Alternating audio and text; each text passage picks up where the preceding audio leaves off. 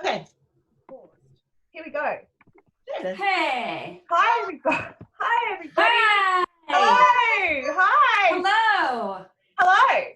Today I have with me musicians Leah Finkelstein and Heather Stewart, who are fabulous, amazing women, and they both met at the Malibu Music Awards a few years back. They were both there, you know, picking up trophies, winning awards, getting drunk. As and you they do. realised that is how their collaboration was going to be, based on their mutual appreciation for collecting trophies and writing amazing music and getting pissed. And so I'm very, very pleased to have these beautiful women with me. Welcome to Pizazz News. And oh my gosh, thank you for having us. Thank you so much. So good to be had. Yeah, it's good to be had. Al, you guys are amazing, because I have to share this story with everyone. It's a good one. I've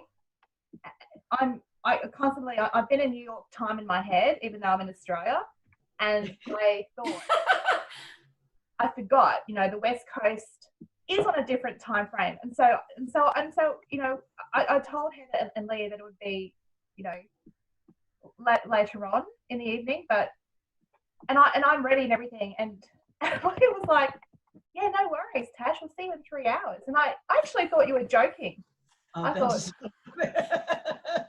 oh yeah, she's having a laugh, you know. And then I thought, oh, hang on a minute. And then I think then at that point you realised. And then it was like 3 hours. Oh, You're like this. Oh. Eastern Standard Time. This is what happens when you do your own hair, you know. It's like you put the peroxide in, and trust me, I get it. Yeah. Oh my gosh. So you guys actually got ready in like 10 minutes. And look like Hollywood. Dun, dun, dun, dun, dun, dun, Hollywood. We know. We're like, I have the right blouse and some red lipstick. Let's do it. You know what? You have to sometimes just do it in a flash. Yeah. I couldn't believe it. It's like I time myself, you know. It's like I get a few hours sleep doing horrendous boring shit, and then it's like I'll sleep, I'll get ready, you know, and have everything proper. And it was like I was totally fine with waiting, but Leah was like, no, I'll just, you know what? I'll admit, I will admit, I am not wearing pants. What else is new? Leah, what else is new? Thank you. Cheers. Cheers. Well, to be honest, we are still in quarantine, so why would you have pants? That's right. Why would you have pants? Just so you know, that I can see the back of you, Leah. So if you are not wearing pants, oh, no, good thing that I was joking. Yeah, just don't stand up. I won't stand up. I'll just have my head. Will cover it. Or do, and then your ratings will skyrocket. Skyrocket. Oh yes, I should get into exploitation. You know, it's well, you guys are probably used to that, aren't you? Yes. Can I tell you a really quick, like, crazy story? Years ago, I used to do my own podcast, and it was just me, and it was called First Things First TV. It was years ago, and anyway, long story short, I named one of my episodes Jennifer Aniston's boobs. Okay. And I literally got, I mean, like, all my episodes got like 300 to 400 people were watching. I mean, I labeled that. I think I had like 10,000 people like the first day, just because I said Jennifer Aniston's boobs. I give that to you, Tosh. Go with God. That's a handy hint. Whose tits should I choose? It's tits. I don't know. Do people still? I mean, people still want to see Jennifer Aniston's tits, I think. So Well, I don't know. Or like Kim Kardashian, but she's already shown hers. It's been tested. It's already been tested, so I don't have to do any market research. It's like boobs. Aniston. Well, she's boobs got get boobs. eyes. It took me. I'm still thinking about what celebrity has not shown their boobs. That's a good question. Which celebrity doesn't have boobs? Which has not? I mean, they all have flashed at one point. Even the guys have boobs. Have you noticed that? I mean, They do now. Yeah. Now it's an equal You're opportunity in everyone. Yeah. I'm just saying for this episode, if you want people to watch it, just put in boobs in the title. You know what? I'm going to call it. Should I call it boobs or tits? Is tits used in the States, or is that more a UK thing? Or is boobs a bit more classy? I feel like tits here is a little harsher than boobs. boobs is more fun and Funny. More funny. Boobs. Boobs. Like bouvet. Yeah. Like boobay. Like bouvet. And this is how I came across you guys. Is you part of the Bouvet sisters? Yeah. And I thought when I saw your show reel, I thought it was fucking amazing. I thought this is great. I actually was watching it and just thinking, who are these amazing? I have to. Twitter, I'm following them. I'm getting these women. I don't know how. Yeah. I'm just going to tell them I like you. I love you. I want. Let's do something together. You're going to come to Pizazz, and it was, just really a brilliant act. Thanks. Yeah, it was. It was, 3 women dressed in, ridiculous dresses, plastic dresses and plastic wigs, singing parody songs from the 60s. How can you lose?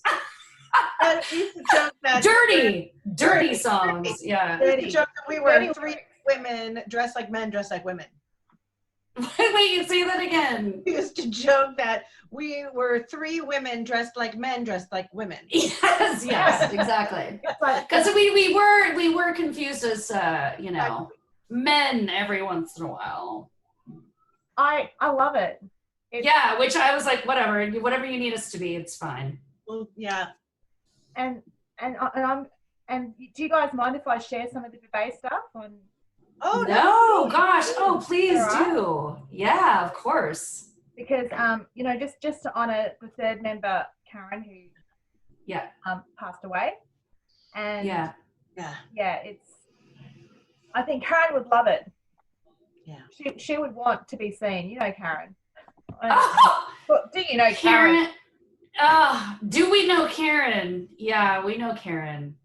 Well, I was just, Leah and I have talked about this so much about when you do comedy with somebody and you're singing, it's just such an intimate setting to do with somebody. Like to perform on stage, but to do comedy and sing at the same time, all such deeply personal things. Particularly when you sing, it's coming from you. When you're doing comedy, you can bomb horribly. And because there were 3 of us, it's like it made us stronger. We could, when we bombed, we were like, well, that sucked. We didn't do very often. No, we didn't bomb, which is kind of amazing. It really happened one time, which we could tell you about. But yeah, to your point, Heather, I think, also we wrote together, we traveled together, we experienced all these things together, and really it formed the sisterhood. Yeah. So the fact that we were called the Bouvet Sisters was not so much a joke. There was a very sisterly bond for all of us. So fights and all. Oh. I mean, 3 women, 3 headstrong women. I mean, 3 huge personalities working together. It's not, it's of course you're gonna have bumpy parts, and but that's, I think, what kind of made the Boubets so special too, is because we did have this sort of magnetic chemistry, the 3 of us together. We really did. We had a crazy chemistry that really came across on stage, and and Karen's passing, has been profound and painful, and every day I sort of wake up and think about the lessons I learned from Karen as a person, as an entertainer. I mean, as you know, Tosh, she was just filled with like, when she loved something, can I curse on this show? I don't know. Of course you can. She fucking loved it. Yes. Where sometimes Leah and I were like, you're crazy. But she just had this fucking passion for stuff. I mean, the Boobs sisters went where they did for sure because of Karen Volpe. Yeah. For sure. Without Karen, I don't think it would have been what it is. She was always like, why don't we try this? Why don't we go out for that? Why don't we pitch this? Why don't we pitch that? Why don't we do this? And she was always thinking about something, and she'd text us in the morning or be like, oh my God, I was thinking about this thing last night. This is what we should do. And she just, I wish I had like a 1/10 of her enthusiasm and passion. I really do. But I think though that it's when I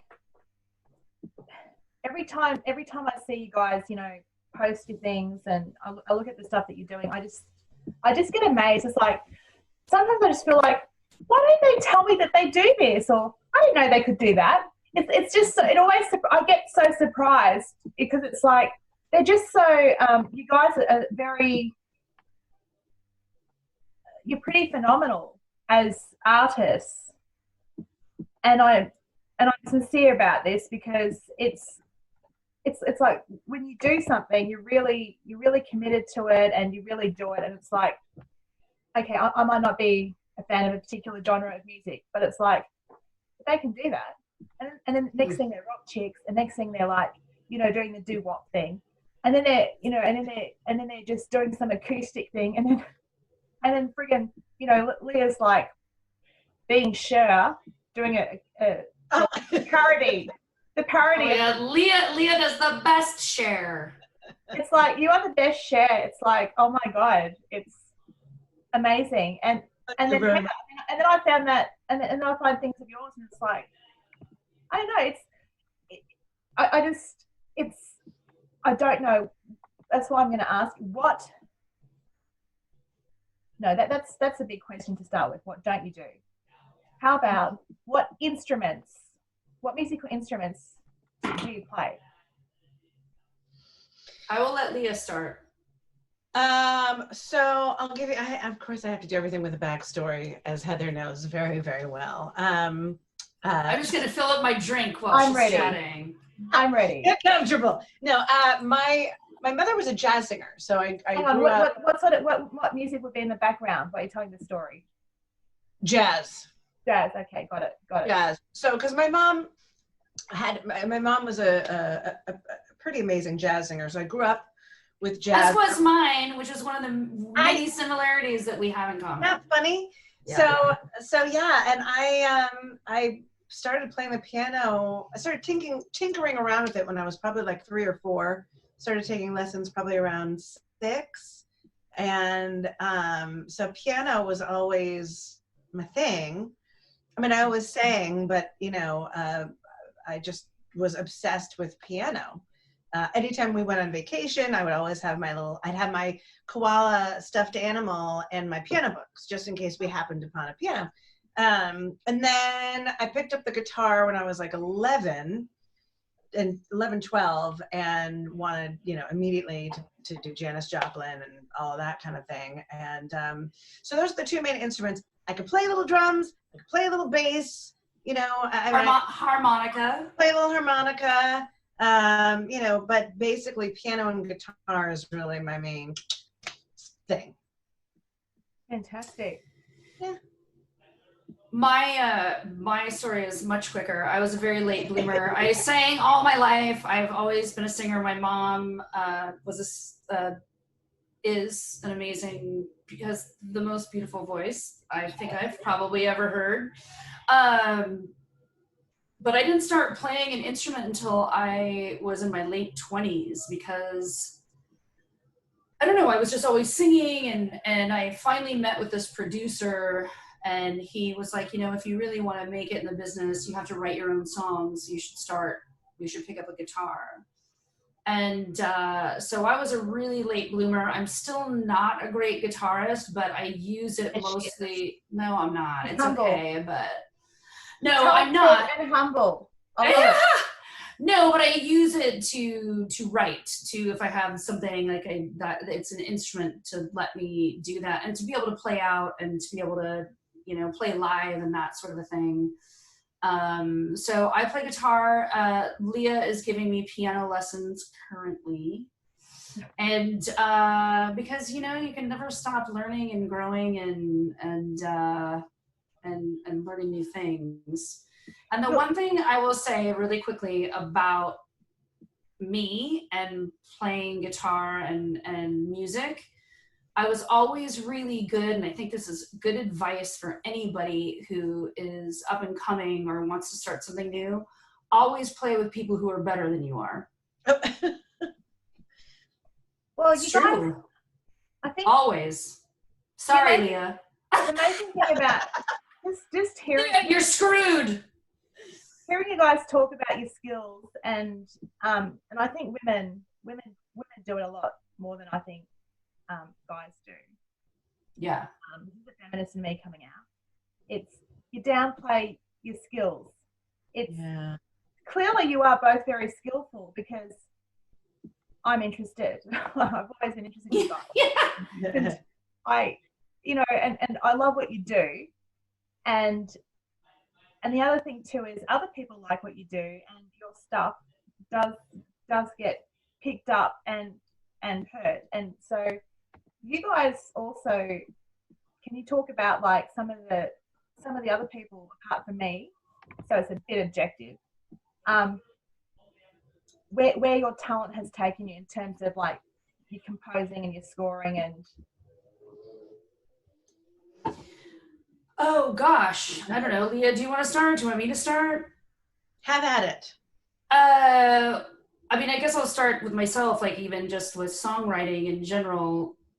You know, I was talking about this producer that I met who was like, yeah, you have to write your own songs. And he was like, well, let me introduce you to this songwriter. I know a guitarist, and I met with him. And I was like, yes, I have these ideas. And we got together, and that's sort of how my first album came about. And, you know, again, I don't want to downplay anything, and I want this to be inspiring, but like nothing happened, you know, everybody says there's an overnight success. It takes 10 to 15 years to be an overnight success. So I got a song, yeah. Or 20. But I got a song on the show NCIS, and that was amazing. It was on a really big, impactful episode, and I don't know if your listeners know what NCIS is, but I do.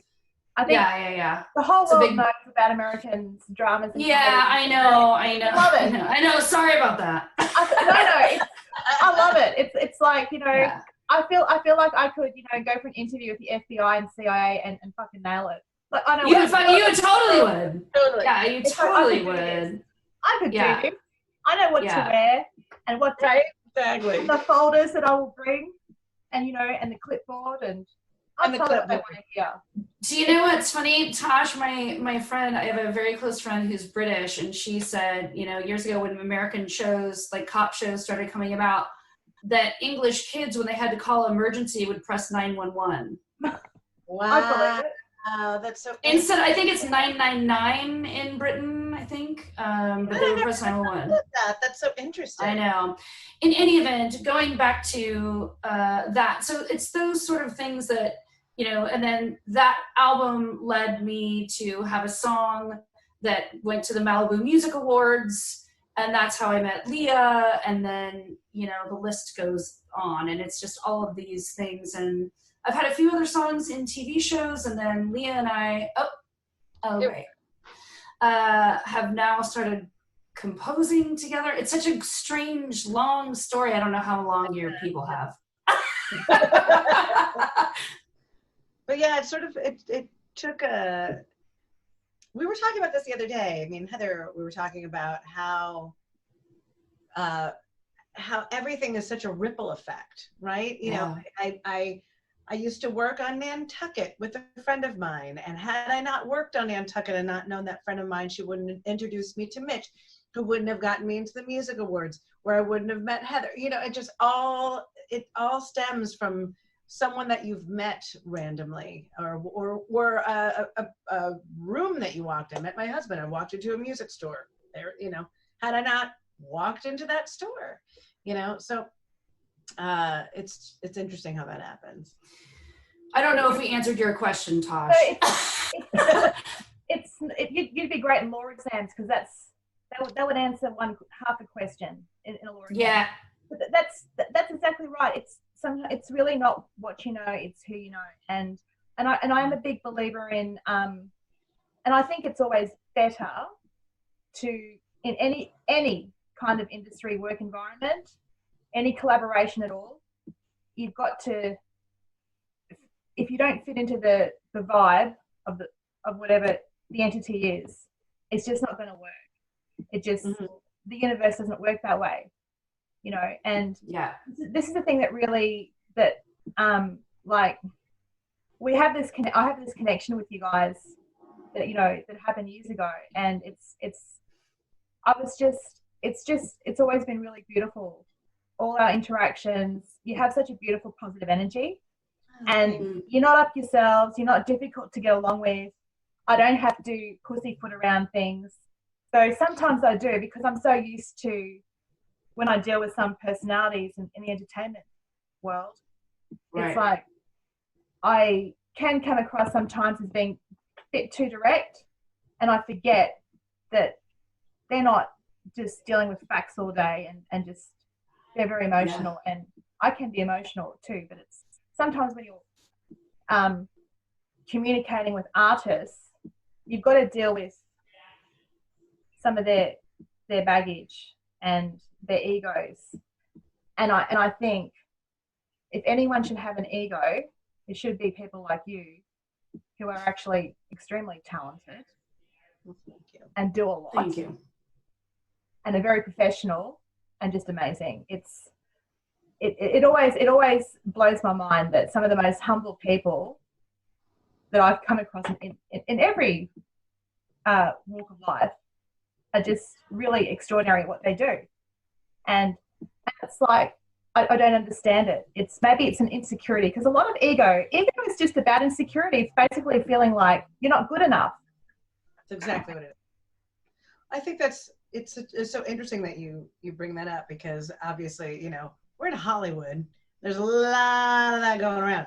So I think I grew up in Maine, which is, for anyone watching in Australia, is the absolute opposite corner of the continental U.S. And it's, you know, it's more rural, and it's lobster, and it's, you know, my dad's from New York, so I always had like a New York thing. But anyway, what I find so interesting when you bring up ego, I think one of the reasons why Heather and I work so well together is that doesn't get in the way of our collaboration ever when we are working together. And I think that's why it fits so well. If we're composing a piece of music together, and I'm like, well, let's try this, and Heather doesn't like it, she's like, I don't know if I'm sold on that, let's try that. I'm not gonna be like, well, I like, you know, we never do, like, that never happened. Let's try that, and we work it out. And it's never, ever an issue. And I think a lot of composers, especially those who write for TV and film, who are watching a film, you're watching a show, you're composing for that by yourself. You don't have a soundboard. I mean, a lot of composers, and we lost you. Sorry, there you are. I disappeared. We lost you for a sec, but now you're back. I'm back. Uh-oh. You're frozen. She's frozen. Am I frozen? You're frozen again. Oh no. Hang on. Okay. Yeah. There we go. I will add on to talking about ego. I think that gosh, I have such mixed emotions about this. I feel like if I had a bit of a bigger ego when I was younger, I might be whatever it means to be more successful. Like, and even with promoting myself or marketing us or marketing things, I was always like, I don't know. and I wish I had had a bigger ego with that aspect. But I also know that if you really want to be a great artist, you have to be super vulnerable and be like, here I am.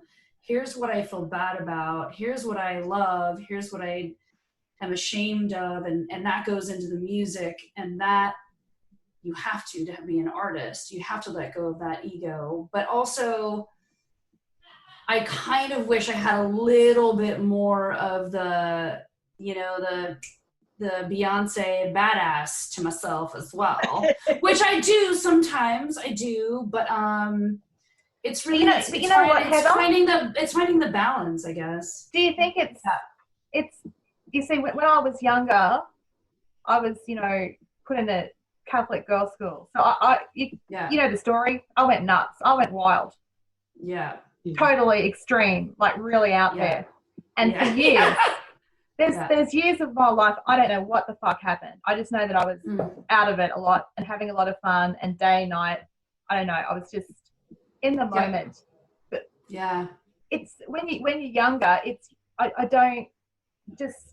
feel that youth doesn't give you the maturity of being able to put any kind of skills really together, because you think you know, but you don't. You don't know the kind of people you'll come across. And I think, well, I mean, Hollywood, right? That's where you are. That's the epicenter, the global epicenter of entertainment. Yeah. So you've been surviving in that place, and you're not fucked up. Yeah, that's actually true. I was like, why? We're totally fine. Yeah, exactly. Like, no, we're totally fine. I'm not even there, and I'm drinking. I know, yeah, right? I'm feeling the energy, and I'm drinking. The energy has come over here, right to the end of the globe, you know? Totally. Yeah, no, it's weird to be here, and I think that, I guess there's different types of ego too, if you talk about it. Can you tell me, is this true? Because I've heard it. Sorry to interrupt you, Heather. No, that's okay. What is this thing now that's like, I keep hearing like actresses and actors talk about ethnic ambiguity as being a thing. I know what that is. Are you ready? I am that thing. Leah is that. Please explain it. Please explain. I will explain. I am not ethnically. Heather. Tell the world. I am not ethnically ambiguous. I am Everybody a white be quiet. chick. Listen to Heather. You are a U.S. I mean, I Put could. my face in just to emphasize this point. So ethnically ambiguous. Yeah, exactly. I know what they. Let me get the professional, person on here. Essentially, it's if you can play any different. I could be white. I could be Italian. I could be Greek. I could be Jewish. I could be Middle Eastern. Someone asked if I was un poquito Latina. So maybe a little Asian. Maybe you don't even know. Yeah. Versatile. Yes, that means ethnically ambiguous. She could play Armenian. Yeah. Whereas I'm like, you are a white chick. But do you think? Stewart. But do you think, like, I mean, you guys have been formally trained, yeah? You've had formal and like training for music in the arts, music in the arts, yes. Yeah. Yes. So, like, when you're in that environment, don't they teach you to kind of present yourself in these really boring kind of play? Are they still, these boring photos and these boring pictures that people do? And it's like, they are assuming that the people that are looking at that are creative enough to see the gamut of what a person is capable of. And I don't believe that's true. Here's the weird thing, Tosh, and I will speak to this, and I do a lot of, now Hollywood, especially now, but there's a lot of self-tape. You do it at home. You tape yourself at home doing an audition. Mm-hmm. So I had done a bunch of auditions, and I just wasn't getting any callbacks, and I was like, God, am I just like the worst actor on the planet? What's happening? And then I started listening to some casting directors online and seeing like, okay, well, what can I do to make my auditions better? And a lot of it was literally visual. I got a backdrop that was gray. I wore black. I had no jewelry on, barely any makeup, and I wore my hair back. And I did a scene, and I immediately got a call back. And I think it's not that they can't see that, it's just that they get distracted by all the other shit. Like when they're going through, 300 auditions of actresses or actors, if you're like in this shirt and you're supposed to be a peasant, they're gonna be like, no, you know what I mean? like that, it's just like and actors, God bless us all, but we're desperate and we're trying so hard and we want to do anything to get the part. And so I feel like you have to be as plain as possible and just do the actual work. And that's when they go, yeah, all right, I can see that person as the princess, or I can see that person as the pig character, or whatever the fuck it is. You know what I mean? What do you think, Leah? Do you think it is that formula, or do you think that, or do you have another opinion? I think that Heather's right. I mean, I think, also knowing, I'm not going to go out for the princess, knowing what to go out for, knowing what, I'm more of the, like, I'm going to be quirky friend, and I'm going to be more of, it's important to know your range, but also know what you are not a fit for. Does that make sense? Does that answer your question? Yeah, but you know what's so funny? And now we're getting down an acting rabbit hole. If you look at Dustin Hoffmann, he auditioned for The Graduate. They wanted it to be a tall, handsome, blonde guy. And he came in and they were like, all right, short, kind of Jewish dude, let's do this. Who incidentally looks exactly like my father at the time. Yeah. Oh, really? I mean, I could totally be Dustin Hoffman's daughter. I'm just saying. So I think, Tosh, it's a hard question. It's a hard question to answer. I'm going to use that, Leah. I'm going to use that.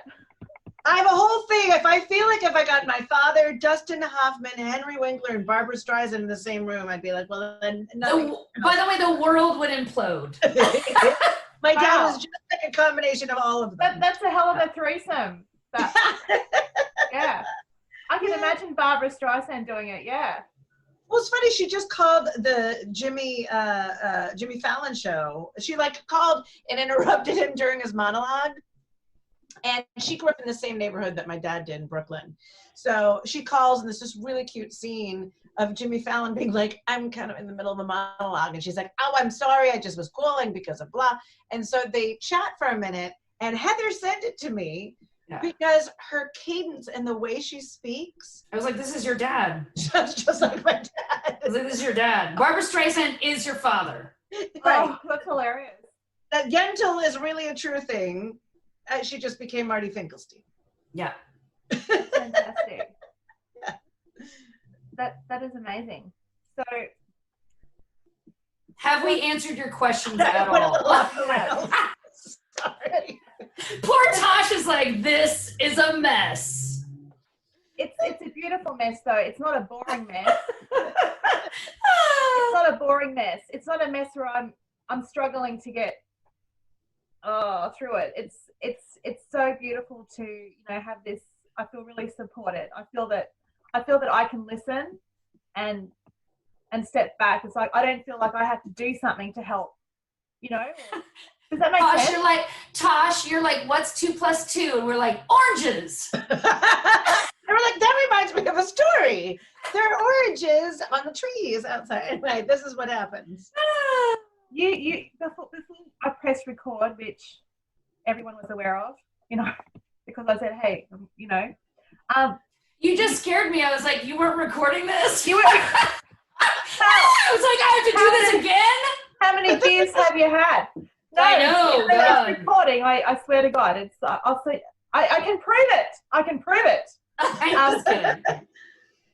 You had a joke, Leah. You said that there was a joke, and do you care to share it or? Oh, I was joking about the joke, but I was joking about the joke. Now I feel compelled to tell a joke, and now I'm like, do I have a joke that's not offensive. I only have one joke that an offensive joke. I have an offensive joke, and it's the only joke I ever remember. Okay. I don't know. I don't know why. I don't know why. So why did the pervert cross the road? Why? Because he had a chicken stuck on his dick. Oh, I love it. I know one. Go. Okay, here's mine. This is a quick one too. What does Barbie use for tampons? Tic Tacs. I don't know. That's awesome. That's awesome. That's like a dirty Laffy Taffy joke. Oh, so good. So good. This was a Tic Tac. This is what happens when you send your daughter to an all-girls Catholic school, you know? Yes, exactly. I'm gonna send the most offensive one. Now here's the thing, you can edit this out. No, okay, go. I'm gonna have some wine. Go. Because I feel like a Jewish person shouldn't tell this joke, but it's real fucking funny. But my mother, my mother was actually brought up. My mom was Catholic, so she went to a Catholic school. She eventually converted to Judaism, but anyway. So here it is. Did you hear about the new low-fat communion wafer? No. It's called I Can't Believe It's Not Jesus. Oh my God. That's a good one. That's a good one. That's it is a good one. Yeah. You might although in Australia, did you have I Can't Believe It's Not Butter? Yes, we did. Oh good. That's a good question to ask. Because sometimes I'm like, I don't know if that translated, it's transcontinental. We get a lot of things from America, and one of the things we get is this idea of what the place is like. So I had an idea. I have family in Jersey. That's amazing. Yeah, I've not told you. Yeah, I've got I've got uncles, I've got aunties, I've got cousins. My grandmother, she passed, but she was in Jersey. A big portion of my family live in America. I went to the States a few years ago. Was at the neighborhood playhouse in New York, and I was living in. I didn't want to live with them because I was going out a lot every night, and my grandma used to stay awake and wait for me to come home, and and you were like, Grandma, New York City is open until so I can get 4. In. All right, I don't want you waiting for me. And she's like, no, you're in a really dangerous place, and you're always going out. And it's like, yeah, that's what I do. I mean, And so I thought, I've got to get out of there. And I thought, watching so many beautiful American shows, that I would live like the chicks in Sex and the City and get an apartment in Manhattan as a normal person, not a rich person or anything. How'd that work out? I ended up like, fuck, I need to get the Village Voice and fucking get an apartment like that, because I'm not going to pay someone $1,000 just to give me a fucking list of what's available and then make an appointment. To me, it's like in Australia, we don't do that. We don't pay a fee, a brokerage fee for real estate agents. They're people you just walk down the street and you just walk in and go, hey, what's around? And they'll give you like, oh yeah, we've got this apartment. And they'll just give you the key. You give them a deposit and you can go have a look at the place and come back. Wow.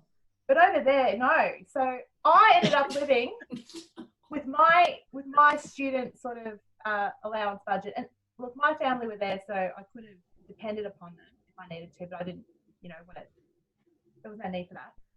I ended up living in Bed-Stuy, Brooklyn. Oh, yeah. And I didn't know, and my uncle, because I had to go to Canada to get my visa to come back. Wow. I wasn't going to go to Mexico because I'd met enough Mexican guys to know they're fucking crazy. And I think I'll go to Canada because it's like, they're not as crazy as the Mexicans. So I'll go there, get my visa, come back. And I said, hey, I found a place. And I said, can you bring my suitcase? Because I left my stuff there. And he And he was like mortified. He was like, do you know where you are? I said, yeah, I'm in Brooklyn. You know, I'm thinking, I'm in Brooklyn. You know, like TV shows, that's where I'm going. And he's like, this is a really bad area. And he's like, they're all going to like, you know, you're in a very dangerous area. And I'm like, listen, I said, if you're going to be like, do not be racist or anything, you know. And he's like, no, you're in a bad area. He goes, even I've never been there. So I made my uncle come to the hood, and I ended up living like, you know, with all these crackheads, and it was fine, of course, because it's like, hey, that's all right, as long as, you know, they're not selling it to me. And you know, but again, I'm watching stuff, and I'm thinking, oh yeah, I'll be like Sarah Jessica Parker and get my own. Oh sure. Apartment. And it's like, no, that's just like thousands of dollars a week. It's just thousands. Yeah, I know doctors and dentists who are sharing. In New York City, yes, for sure. Yeah. I will say, LA, New York City's LA is way cheaper. My husband and I, we rent. This is a townhouse. I'm on the second floor. We have a third floor, like a little landing with it, and a little rooftop deck. There's parking, and there's like a little pool. This would not be remotely affordable in New York City. No way. Our apartment would just be this room. Yeah. Yes. There would be no car. If you're lucky. If you're lucky. Yeah, I know. I lived in New York after I graduated from college in the 90s, and I loved it so much, and it was back before like prices went, I mean, even then it was bonkers, and I was living on smoking cigarettes, you know what I mean? Yeah. Pretty much my food was just to have some booze and cigarettes, and then I'd go to work in the morning, and that was about it. So healthy back then. So healthy about it, but I had a similar story. I had a friend of mine from college. That was the diet. That was the diet. That was the diet. That was the diet. It was cigarettes in the morning throughout the day, and then you drank at night. Yeah. Well, it's either that or crack. So it's actually a that or crack. Choose cigarettes. Choose cigarettes. Yeah. I think that's our ad for this show. Choose cigarettes, not crack. Not crack. No. So I had cigarettes. Not tits. But tits. Tits is too much. Tits is too much. For Americans, it's too much. Here's the thing: it's like America has even though America does very interesting porn, because I watch porn. Oh God! So I know that those are real Americans doing that stuff. Tosh, Americans have we have a real weird, because of this sort of our Christian, all of these things, like you can't, if you say the C-U-N-T word here, if you say cunt, which you can say it in England or whatever, and like, you know, who cares? It's like calling somebody a dick. Like, whatever. But here, people are like, oh my God, I can't believe you said that word. We have this really prissy, like you show boobs and it's like, oh, it can't be PG-13 or whatever. No, but you can show people. But you can fucking kill an entire room of high school students and they're like, yeah, it's PG. It's fine. It's your right. It's in the It's so weird to me. I can't understand. It's like sex is bad, violence is good. And you're like, well, no, I don't think that's how that works. There's a lot of penises. There must be a lot of. What's that? Yeah, we can't see penises because God forbid you see a penis. Although I appreciate that we saw a couple in the series Hollywood. So thank you, Ryan Murphy. Thank you, Ryan Murphy. But yes, and what I think a lot of, and correct me if I'm wrong, I think a lot of people in other countries aren't aware of this very large progressive contingent in the States that is not that. That is, you know, what I think of most of my friends are anti-gun. If not, I mean, 98% of them would rather see naked people any day over violence, 100%. And this gun culture that we have We love our guns. I'm gonna tell you a quick story. This is the man who I love that just went into political everything. Go on. But it's a funny story. So this is the man who raised my dad is a psychologist. He's a very progressive, lovely. Is this a true? This is your dad? He's a psychologist. My dad. He's a psychologist. Dad that looks like Dustin Hoffmann. Yeah. Dustin Hoffmann. What's that? It could be Dustin Hoffmann. It could be Dustin, and he's. Don't be fooled. It's Dustin Hoffmann. Oh, there's one more for this now. It's America. It's Dustin Hoffmann. Gums. Dustin Hoffmann. Dustin Hoffmann. Dustin Hoffmann's love child. Right. It's a little known fact. So when my parents, I think they were just married, and they wanted to go camping in Maine. There's lots of woods in Maine, and it's Stephen King land. And my father, I think my uncle gave my father a 357. My father is a pacifist. He's he's not a gun guy, a gun guy. So, but he did say, that it's good to have, because if we go camping, then there's a bear, you can shoot it up in the air, scare the bear away so the bear doesn't eat our food. That's what you have. Right. So they go camping, and he brings 357, and they're in the tent, and in the middle of the night, they heard a bear. They heard a bear, like, rustling around out there, and it was, like, scary. Like, got real close to the tent. And my mother said, honey, did you bring the gun? And he's like, yeah, no, I have it right here. And she said, we should probably shoot it in the air. And he's like, I didn't bring any bullets. What, are you crazy? That's dangerous. We'll bring bullets. Of course. You're just gonna show the bear, and the bear's gonna know. The bear, this is a gun, bear. I better run away. Well, I mean, Yogi Bear could possibly run away, but yeah, exactly. He doesn't want to deal with that. But wow, it's when I arrived. It's funny when I arrived at the States, and my uncle had picked me up, gone to his place. The neighbor came out, and to meet me, and he was like, "Oh, I was just in the garage, polishing my guns, plural guns." and I thought, I know what he just said. I said, "Oh, how many have you got?" Thinking he's just going to say 2. He's like, "Oh, I've got 36, man." And I'm not used to being called man. It's really weird. It's because I'm a man as hell. And then he went on this tirade of like he's a member of the ARA, the American Rifle Association, and he's proud of it. And I said to him, "Oh, have you ever used it?" And he said, "Yes, ma'am." He said, "I shot an intruder, in the leg, and he came on my property." And I'm just like, to me, it's quite amazing that it didn't take long for me to see that I was in a different place than Australia.